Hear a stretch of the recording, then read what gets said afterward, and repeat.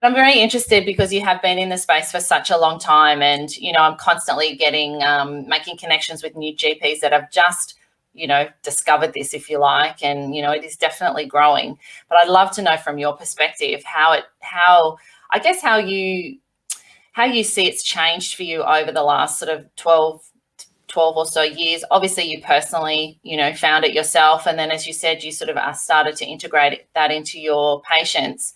So how has it changed? How, is there anything you can share, what you've seen, how you offer it now? Has that changed? Yeah, that's a really excellent sort of question. And it's one that I've sort of thought of a lot over the time, because I'm sort of a bit player in this. I'm not a famous person like a lot of the people you probably have on the long weekend summit. So I just sort of go about my business quietly, one-on-one with patients. I'll do a few talks like this, but I assume for me, when it started 2010, 2011, after adapting my diet to a low carb type or a low sugar diet, which I can talk in a bit more detail later, I sort of started realizing that, okay, I've done something for myself, and how can I benefit patients? And along the way, I always believe in preventative medicine, and if we can prevent chronic illnesses and all that. So what can we do? What can we empower the patients to do? And an intervention like a diet template for a couple of months, it's not going to set you back a lot of money, and it's not like a surgery that's irreversible. So I was very open to trying it. Look, back then there was probably a lot of kickback from other medical practitioners and medical groups about following this sort of regime, but working one-on-one with patients was quite easy.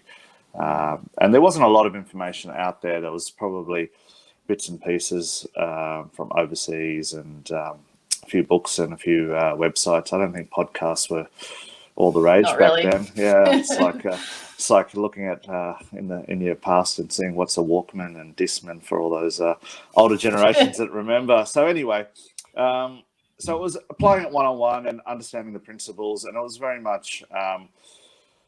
Look, I'd admit I was probably a little bit dogmatic at the start, or a little bit. I wouldn't say dogmatic, but it was kind of like, anyone that gravitates to something new and it's worked well for them, they think that it'll apply in the same way to other people. So I sort of worked along the way that it's got to be individualized, and there's a lot of nuances involved in different approaches. Like I might have a young fit guy who wants to just improve his body composition versus someone who's had diabetes for 20 years. So the way you approach it's going to change. And then along the way, more and more people got involved, and there was more talks, and it became a bit more accepted. And to me nowadays, concept of low carb is just, it's old news in terms of it's just sort of common sense to eat all the ingredients you put in your mouth, the building blocks for all the cells in your body, and rest and recovery and all of that. So you're not going to build a house with cheap bricks and bad raw materials. So why do we apply the same to our bodies? So that's kind of how it's gone along the way. And look, I've noticed it's almost like a religious denominations, the infighting between the overall umbrella, which I think is just trying to take care of your health and prevent illness, promote longevity, promote health and vitality, under the umbrella of eating a certain way, which is cut out the processed food, reduce your added sugar, and have the best raw materials. So you can get infighting between.